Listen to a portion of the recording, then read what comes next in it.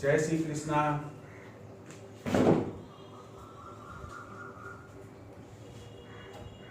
हम आज पहला वीडियो, पहला लेक्चर अकाउंटेंसी सब्जेक्ट यानी विषय पर लेकर आए हैं। यह विषय 11th कॉमर्स से शुरू होता है। कुछ बोर्ड में इसे केवल अकाउंटेंसी, कुछ में बुक कीपिंग एंड अकाउंटेंसी,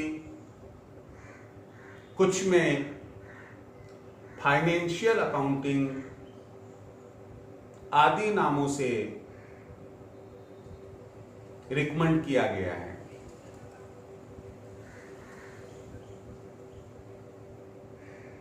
हम इस लेक्चर में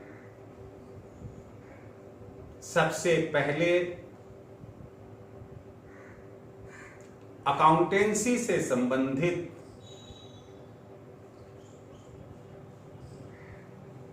जो स्टूडेंट्स पहली बार इसकी स्टडी करते हैं उनके लिए इंट्रोडक्शन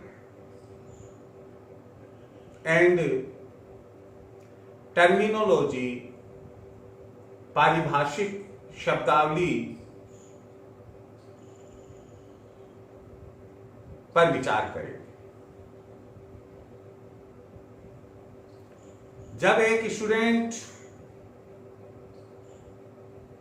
क्लास 10th के बाद क्लास 11th में किसी फैकल्टी का सिलेक्शन करता है, चयन करता है, एक बड़ी चुनौती, एक बड़ा चैलेंज उस स्टूडेंट और उसके पेरेंट्स के सामने यह होता है कि अब 11th में उसे कौन सी फैकल्टी का सिलेक्शन करना है, किस संकाय में उसे अपना एडमिशन लेना है। जैसा कि आप और हम दोनों विदित है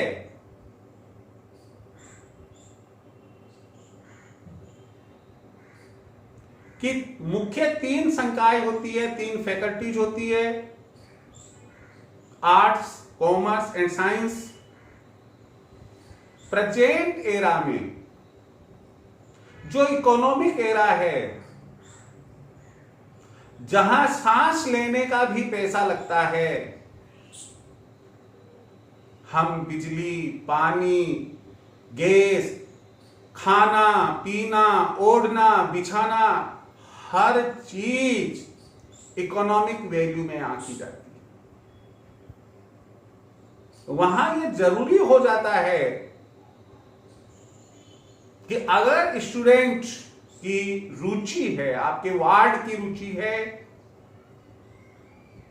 तो समय का तकादा कहता है कि उसे कॉमर्स सब्जेक्ट ही ऑप्ट करना चाहिए, लेना चाहिए। कॉमर्स में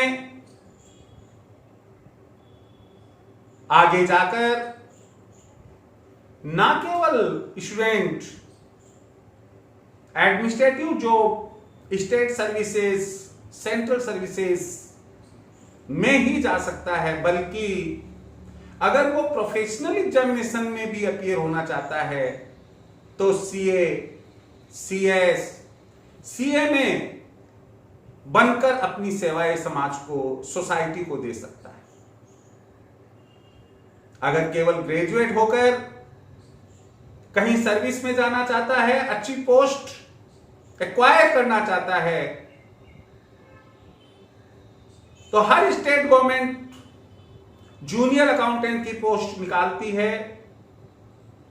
आईबीपीएस, बैंकिंग सर्विसेज जो प्रोवाइड करती है इंस्टीट्यूट, समय समय पर बैंकिंग क्लर्क्स की नौकरी निकालती है, बैंक पीओ की नौकरी होती है। ये सब एक कॉमर्स के विद्यार्थी के लिए बहुत ही मुनासिब होता है। ज्यादा ना चर्चा करके पहले मैं अपना परिचय दे देता हूं। मैं डॉक्टर के स्वामी, वरिष्ठ senior lecturer in accountancy and business statistics. मैं अक्टूबर 2015 में रिटायर हुआ। प्रेजेंट जो कोविड-19 महामारी है, जिसमें अभी तक भी 10th पास आउट स्टूडेंट्स तय नहीं कर पाए कि हमें कौन सी स्कूल में जाना है, कौन सा सब्जेक्ट, कौन सी फैकल्टी लेनी है। स्कूल में क्लासेस शुरू नहीं हुई। एक अनड्यू प्रेशर स्टूडेंट्स पर है।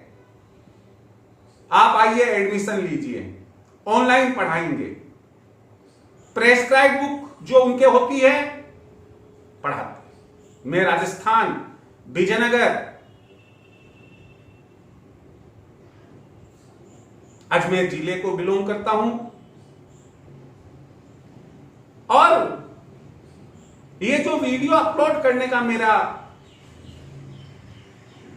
अकाउंटेंसी पर जो उद्देश्य है, उसके पीछे मेरा केवल एक ही लॉजिक है, एक ही सोच है कि मैं सोसाइटी के उन बच्चों को जो किसी कारण से अभी इस पीरियड के अंदर क्लासेस में नहीं जा पा रहे हैं, उन्हें class at home, classroom at home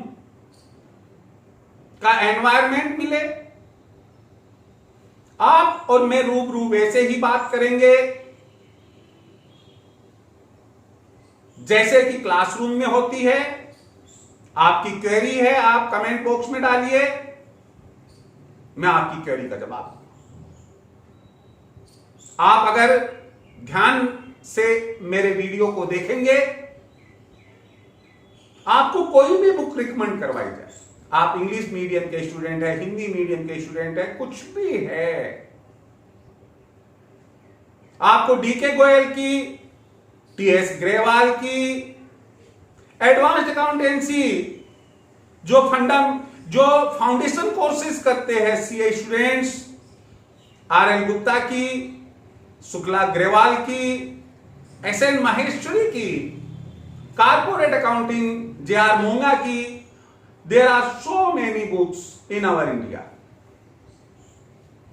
कोई भी आप पढ़ें, हमें उससे कोई मतलब नहीं है। आप हमें अच्छे से सुनेंगे, आप जिस बुक के हाथ लगाएंगे ऐसा लगेगा कि आपको जो मैंने बताया वही उसमें लिखा हुआ है।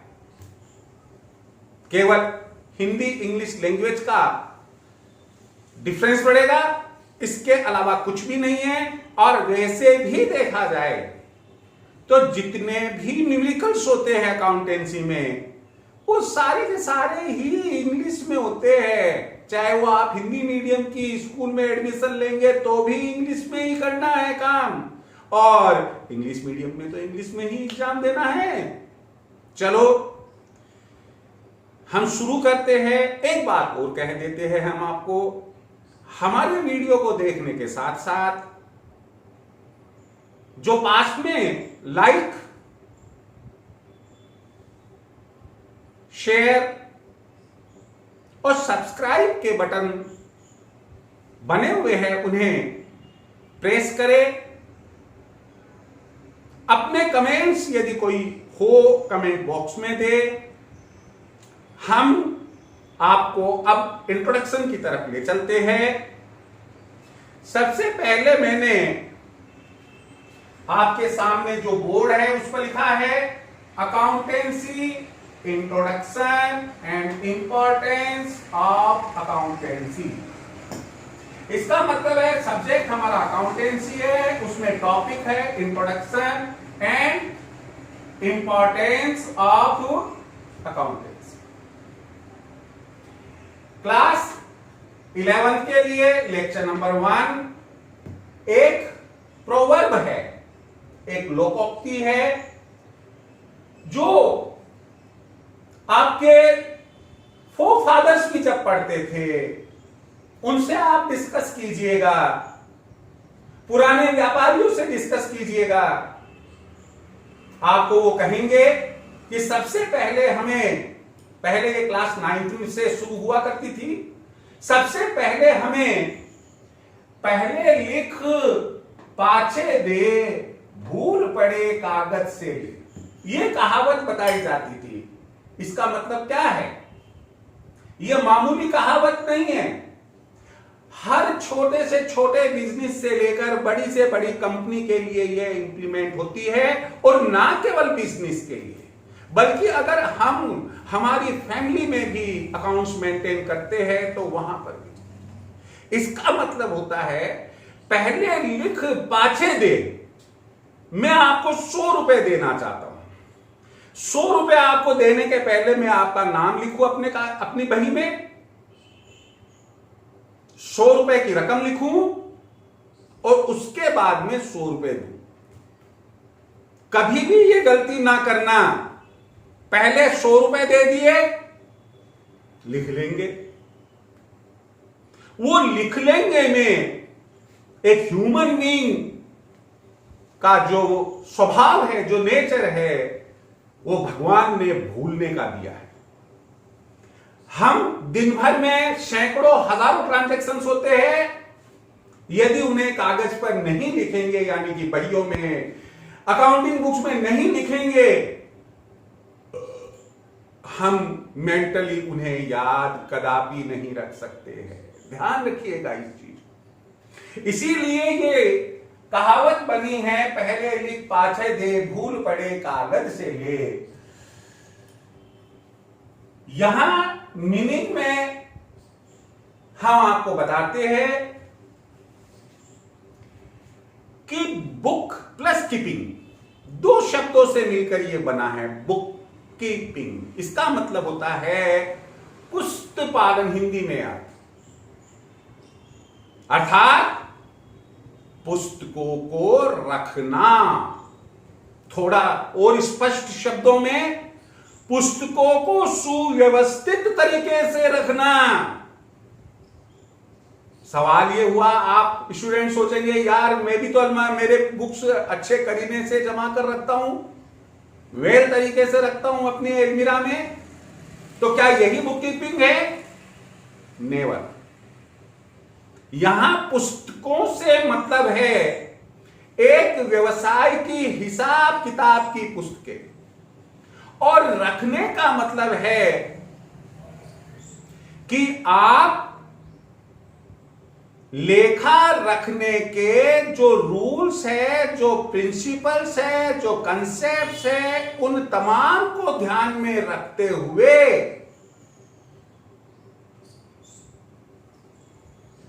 लेखा पुस्तकों में लेखा रखना। अर्थात पुस्तक पालन का मतलब एक व्यवसाय में पुस्तकों में नियमानुसार, सिद्धांतानुसार, कंसेप्चुअल तरीके से लेखा रखना ही पुस्तक पालन है जी। उसे ही हम बुक कीपिंग कहते हैं। और हिसाब किताब की जो पूरी प्रक्रिया है, जो पूरा प्रोसेस है, वह अकाउंटेंसी के तहत आता है। सवाल है कि ये जो हिसाब किताब की बुक्स क्यों रखी जाती है, क्यों रखना चाहिए, कौन रखेगा? तो पहली बात तो यह है कि चाहे एक छोटे से छोटा व्यवसायी, जैसे चाय की थड़ी लगाने वाला सबसे छोटा व्यवसायी, फिर हम थोड़ा बड़ा लेते हैं, एक हलवाई है, कपड़े की सोल ट्रेडिंग की दुकान है, फिर बड़ा चलते हैं साझेदारी फर्म है, फिर बड़ा चलते हैं बड़ी बड़ी मिल्स है, कंपनीज है, फैक्ट्रीज है। सबके लिए अकाउंट्स मेंटेन करना, लेखा पुस्तकें रखना, पुस्त पालन रखना आवश्यक है। भाई मैं कहता हूं कि मुझे खाना खाना आवश्यक है। क्यों? कि अगर नहीं खाऊंगा तो मैं जीऊंगा नहीं। मैं कहता हूं कि मेरे शरीर में ब्लड सर्कुलेशन होना जरूरी है। क्यों? कि अगर ब्लड सर्कुलेशन नहीं होगा तो मैं जीऊंगा नहीं। बिना किसी वजह के, बिना किसी इंपॉर्टेंस के हम कोई भी काम नहीं करते हैं। ऐसे ही बिना किसी कारण के अकाउंटिंग बुक्स एक बिजनेस में नहीं रखी जाती है। अब रहा सवाल कि क्या कारण हो सकता है उसमें, तो यही इसकी इंपॉर्टेंस है, इंपॉर्टेंस ऑफ अकाउंटेंसी। इसका महत्व क्या है?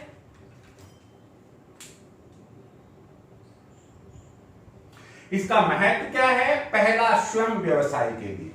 व्यवसायी चाहे छोटा हो चाहे बड़ा, हर व्यवसायी यह चाहता है कि वह जो व्यापार कर रहा है उसमें उसने कितनी तो पूंजी लगाई, किसको कितना देना है, कितना लेना है, उसके व्यवसाय में माल का स्टॉक कितना है, एक सर्टेन पीरियड में उसे कितना लाभ या हानि हुआ, और उसकी इकोनॉमिक पोजीशन क्या है। ये तमाम बातें वह खुद ब खुद जानना चाहता है, जिनकी जानकारी केवल और केवल अकाउंटेंसी से अर्थात लेखे रखने से ही मिलती है, लेखा पुस्तकों से मिलती है।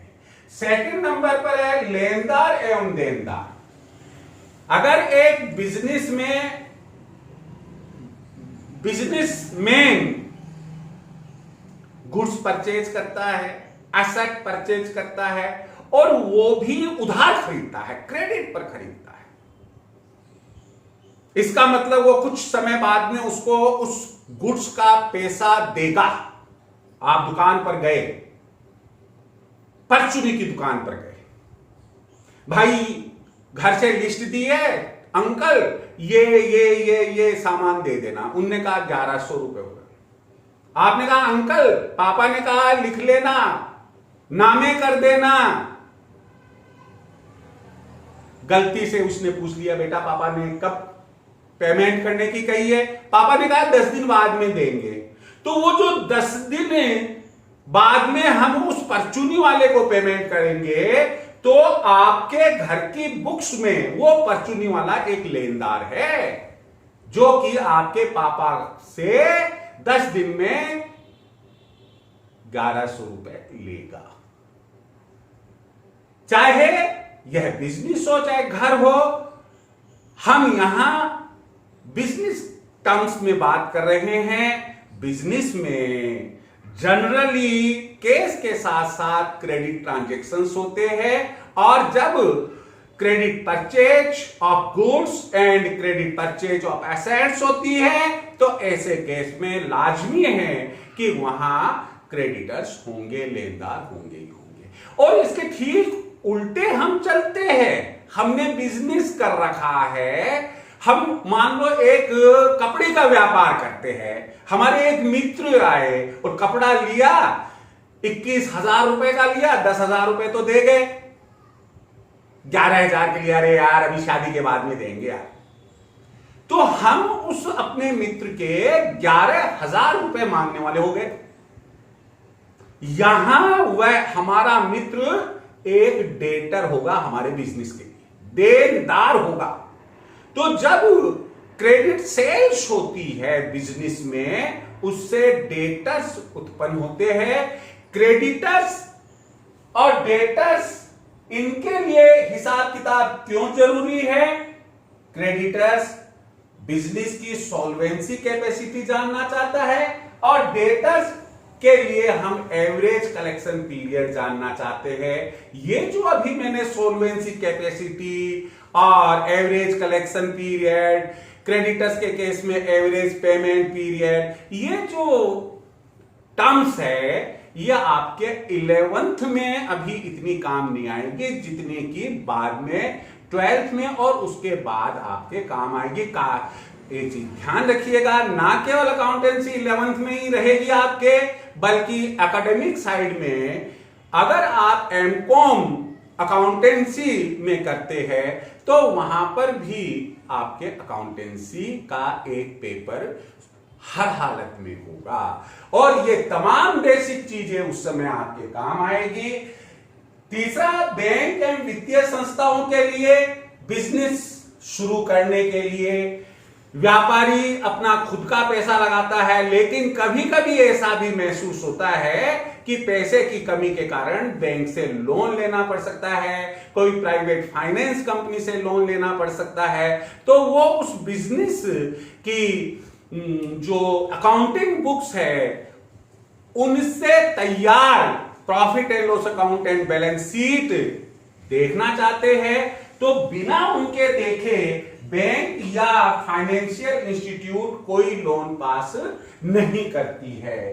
Income tax department, sales tax department, excise department, ये जितने भी गवर्नमेंट डिपार्टमेंट्स होते हैं इनके लिए भी अकाउंट्स मेंटेन रखना जरूरी होता है।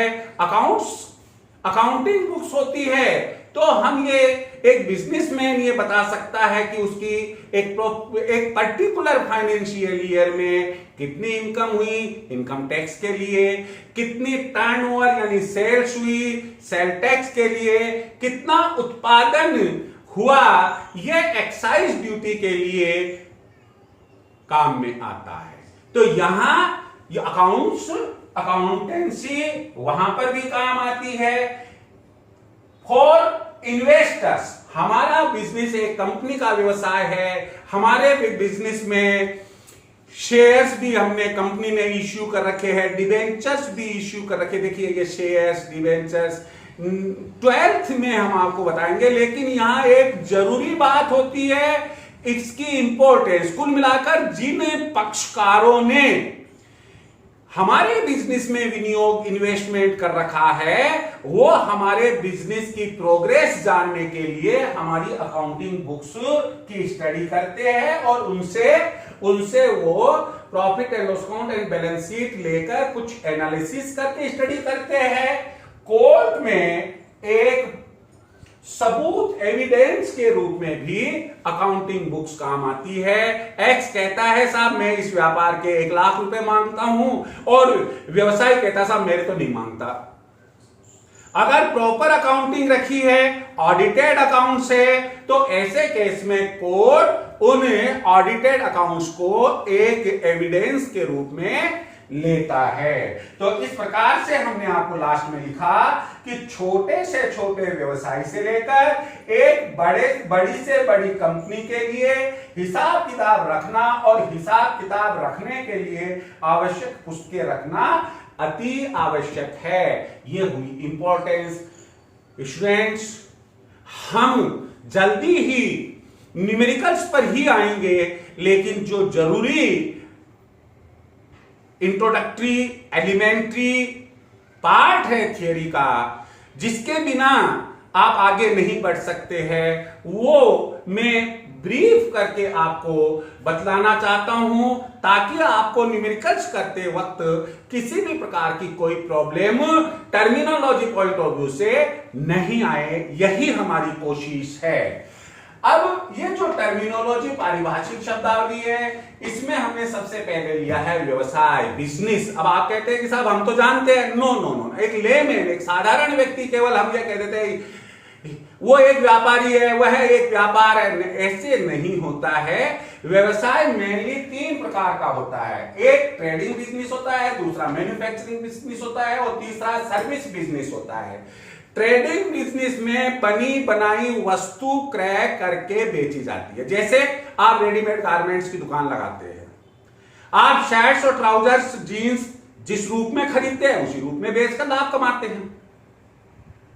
आप इलेक्ट्रॉनिक्स की दुकान लगाते हैं, आप टीवी, फ्रिज, वॉशिंग मशीन जैसी कंपनी, सैमसंग, सैनशुई या और कोई कंपनी जिस रूप में आप खरीदते हैं उसको उसी रूप में ज्यादा पैसे पर सेल करके प्रॉफिट अर्न करते हैं।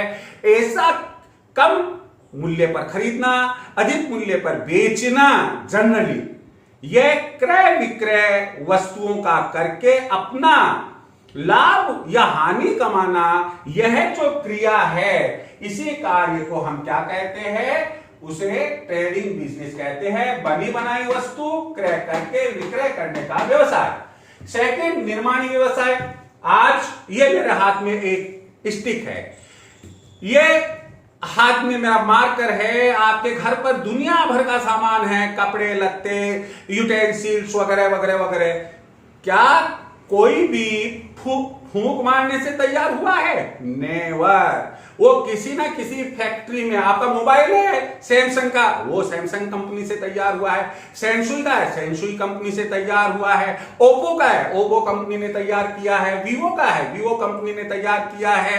और इसी प्रकार से हम जो शर्ट्स, पैंट्स, इनके जो कपड़े हैं वो किसी ना किसी, वो दिग्जाम के भी हो सकते हैं, वो ग्वालियर के भी हो सकते हैं, वो डीसीएम के भी हो सकते हैं, किसी भी कंपनी के हो सकते हैं, उन्होंने तैयार किया। वो तैयार कैसे करते हैं? पहले रॉ मटेरियल इंट्रोड्यूस करते हैं, कच्ची सामग्री, जैसे कपास हम इंट्रोड्यूस करते हैं और कपास से यार्न बनता है, तो धागा उसका प्रोडक्ट हो गया। और एक कपड़ा बनाने वाली फैक्ट्री है, वहां धागा तो रॉ मटेरियल है और धागा मशीन पर चलकर कपड़ा बनता है। तो प्रोडक्ट क्या हो गया? वो कपड़ा हो गया। रॉ मटेरियल क्या हो गया? वहां यार्न हो गया, धागा हो गया। तो कच्ची सामग्री से उत्पाद यानी कि प्रोडक्ट कारखाने में तैयार करना और उस प्रोडक्ट को बेचने का व्यवसाय, यही कहलाता है निर्माणी व्यवसाय। इसके बाद में हम लेते हैं सर्विस बिजनेस, जहां हम बनी बनाई कोई वस्तु नहीं बेचते। आपने एक विशेष योग्यता ले रखी है। फॉर एग्जाम्पल, आपने एलएलबी, एलएलएम किया, आपने सीए किया, आपने सीएमए किया, आपने एमबीबीएस किया। एक विशेष एरिया में स्पेशलाइजेशन से आपने स्टडी करी और उस विशेष ज्ञान से आप अपना जीविकोपार्जन, आप अपनी अर्निंग अपना इंडिपेंडेंट ऑफिस लगाकर करते हैं। सीए का ऑफिस लगा लिया आपने, वकील का ऑफिस, एडवोकेट का ऑफिस लगा लिया, इंडिपेंडेंट। तो वो जो आप सर्विसेज दे रहे हैं उनकी एवज में आपको फीस मिलती है। मैं सॉरी, एक्सट्रीमली सॉरी, यहां पर मैं जो बोलना चाह रहा था वो अलग थी। यहां पर मैं आपको एक चीज बताऊं, ये जो बात कह गया वो पैसे से संबंधित बात कह गया। यहां इस चीज को थोड़ा सा डिलीट कर दे और मैं यहां से वापस रहा हूं सेवा व्यवसाय। इसमें वस्तुओं का निर्माण या क्रय विक्रय नहीं किया जाता, बल्कि संस्था अपनी सेवाएं देती है। ये सेवाएं कौन सी होती है? ये सेवाएं होती है जैसे होटल बिजनेस है, जैसे बिजली उत्पादित और वितरण करने वाली कंपनी है, जैसे परिवहन ट्रांसपोर्ट कंपनी है जो ट्रक और बसेस चलाती है। ये तमाम सर्विस बिजनेस में आते हैं। फिर लास्ट में जो पेशा, प्रोफेशन, जो अभी मैं आपको कह रहा था, देखिए माफ करना, लेक्चर के अंदर कभी कभी हम फ्लो में बह जाते हैं और लिंक हल्का सा टूट जाता है। तो यहां प्रोफेशन क्या है? Profession is a separate terminology और separate activity of business.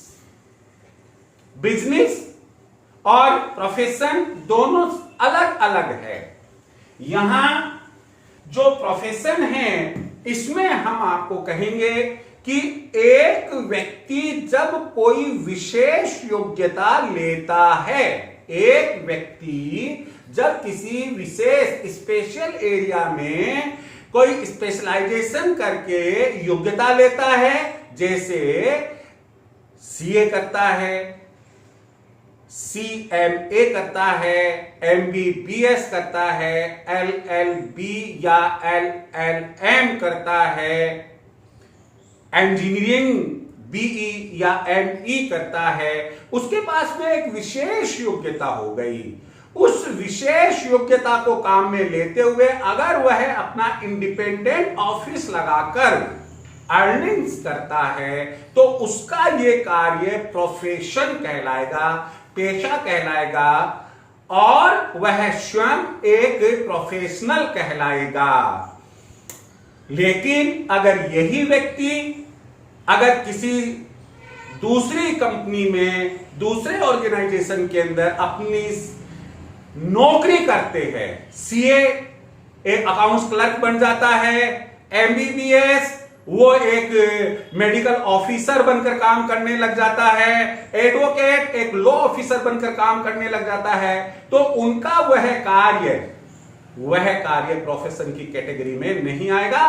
Profession के लिए जरूरी है कि उनका अपना इंडिपेंडेंट ऑफिस हो और वो अपने क्लाइंट से अपने काम की एवज में फीस ले, ना कि काम की एवज में सैलरी। यहां मैं बोलकर बता रहा हूं, पेशा जिस कार्य को करने के लिए किसी विशेष योग्यता की आवश्यकता होती है, यदि कोई व्यक्ति उस विशेष योग्यता से जीविकोपार्जन करता है तो उसके द्वारा किया गया कार्य पेशा कहलाता है।